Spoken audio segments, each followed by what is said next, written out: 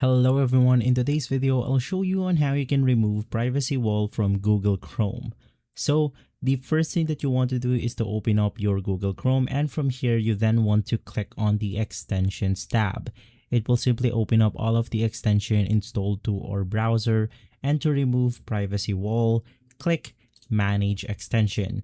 From here, once again, we are able to see all of our installed extensions. And to remove PrivacyWall, you can then click this in order to turn it off completely. But if you want to delete this from your browser, you then want to click on the remove button.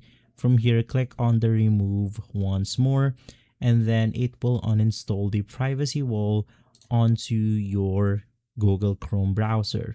Just click on the submit button. Wait for the loading to finish.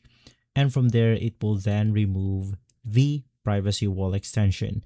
If this video has been helpful, leave a like, subscribe, and follow us for more videos like this. Thanks for watching.